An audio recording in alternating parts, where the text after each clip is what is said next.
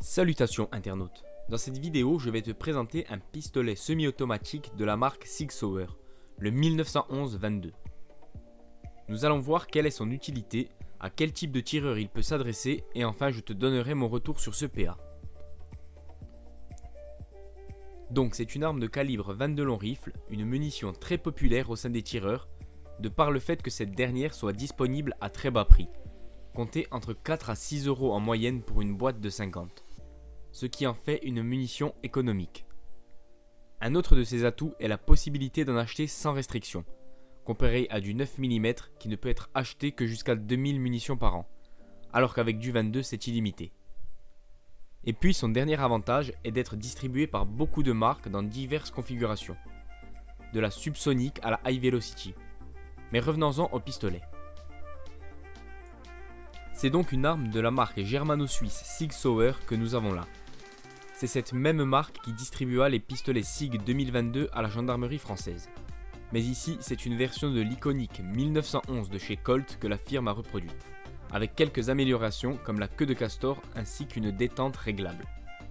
Disponible en plusieurs coloris et un tarif abordable, entre 400 et 500 € selon les sites, c'est la version sable que j'ai choisie.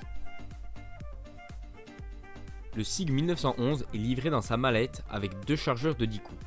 D'ailleurs, je trouve ça dommage que la majorité des pistolets 22 soient bridés à seulement 10 cartouches, sachant qu'avec un si petit calibre, il pourrait aisément en mettre 15 ou 20. Derrière la mousse de protection, on retrouve des outils nécessaires à son entretien et son démontage. D'ailleurs, une clé est disponible pour enlever un embout situé à l'extrémité du canon et qui permet d'y ajouter un silencieux. C'est toujours plaisant pour donner un esthétique tactique à l'arme. On retrouve aussi un livret sur le démontage et l'entretien. Le démontage est assez simple et similaire à celui du 1911, mais nécessite tout de même une clé Allen.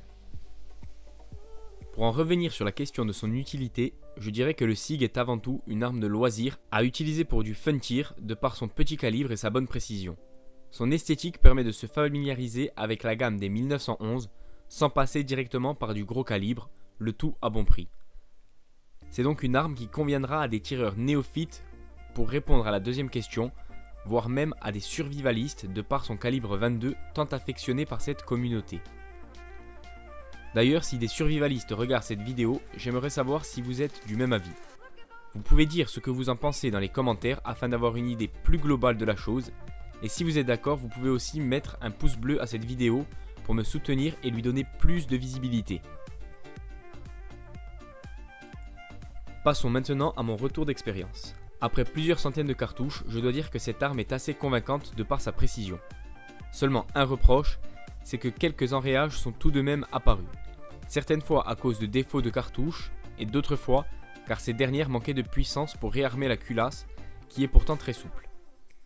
J'avais lu sur les forums que ce modèle pouvait passer tout type de munitions sans problème, mais pour celui que j'ai, apparemment non. Il faudrait donc que je lui trouve la bonne cartouche adéquate. Sûrement des hautes vélocités car je ne les ai pas encore essayées. En tout cas, le Sig 1911 reste un très bon rapport qualité-prix et d'après les vidéos que j'en ai vues, il tiendrait facilement les 10 000 coups sans problème. Donc il me semble plutôt résistant pour ce type d'arme qui n'est plus fait totalement d'acier mais aussi d'alliage.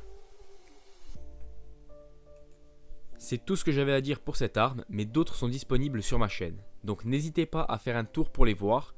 Je les ai toutes mises dans une playlist. D'ailleurs, je fais aussi d'autres vidéos en dehors des armes, comme les montres ou bien même la guitare si cela vous intéresse.